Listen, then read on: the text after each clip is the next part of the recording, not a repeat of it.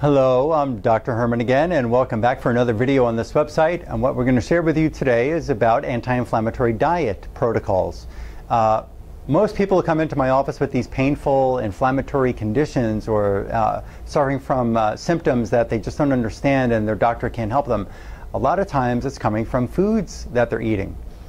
Listen, if you don't want to change your diet, because your diet may be causing you a problem, if you don't want to change your diet, those old habits that have made you sick are still going to make you sick. We need to understand that there's more to taking care of you than just a magic pill that the drug company tells you is what your body needs. Certain things in food, in anti-inflammatory diet, we got to understand that gluten, right up here, gluten is a toxic protein that may be causing your body inflammation. Gluten is most often taken out of people's diets in my practice. But it's not just gluten. And again, gluten, people say, well, in the Bible that they say, well, they ate wheat all the time. Well, the world is a different place now than it was, 1,000 or plus years ago. There's laboratories that are modifying the seeds of these plants that we're eating. So there's a lot more going on now than there was hundreds of years ago. Corn, rice, potatoes, gluten-free grains may be a problem. Gluten-free grains are sometimes part of the disease process also in the person's body. Dairy products, and it's not because of lactose intolerance. There's other proteins that are found in dairy products that can be causing inflammation. We'll look at what those are in just a moment. Eggs, soy, whether it's soy milk or soy butter or soy beans or soy tofu or soy chips. Soy has been modified in laboratories. It can cause hormonal changes in people, especially with men. Soy raises estrogen levels in the body, and that can actually cause men hormonal imbalances that can lead to other neurological and immune problems. And genetically modified foods I have there at the bottom. Genetically modified foods can cause problems in your body.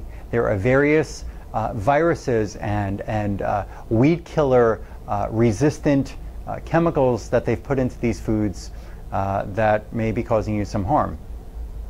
So let's look at this here. There's a lab that we run here, Cyrex Labs. They're located in Arizona, and they run what's called an IgG and an IgA panel on gluten. There's 24 different reactions that may occur in the body from when you're eating gluten, like in your Cheerios or your Wheaties or your pasta or your bread, or it could be in barbecue sauce or it could be in ketchup.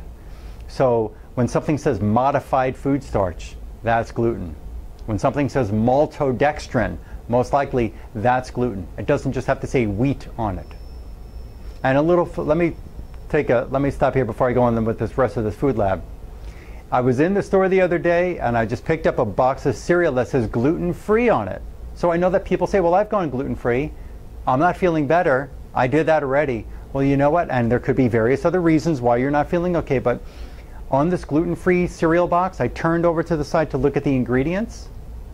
They had partially hydrogenated oils, which your body can't break down and can clog your arteries.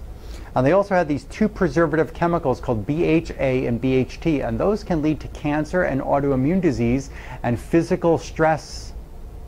Toxic chemicals in your bones, in your muscles, in your thyroid, in your body, everywhere. Okay, so looking at the other lab that's available here from this company called Cyrex Labs, they do an IgG and an IgA test on alpha and beta casein. These are proteins that are found in milk, not lactose. There's also something called milk butyrophilin. That's a protein found in the fat in milk. There's also casomorphine. This is a morphine substance that can, your body, when it breaks down the dairy protein called casein, it can make casein morphine. And that can cause stress in the human brain, leading to foggy brain, attention deficit problems. A number of things can happen from this. Sesame, hemp seed, barley, rye, sorghum, these gluten-free grains, amaranth, quinoa, yeast, spelt, millet, and even products like tapioca, oats, coffee, corn, rice, potato. There's eggs, there's soy that they're running on this panel now. You may have a problem with these foods. these foods can be causing your intestines to just be so disturbed. You know, your intestines have more nerve cells and more immune cells than every other part of your body except for the brain.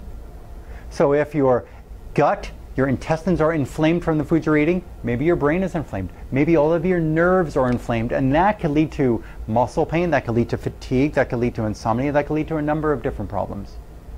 Okay, so an anti-inflammatory diet needs to be followed.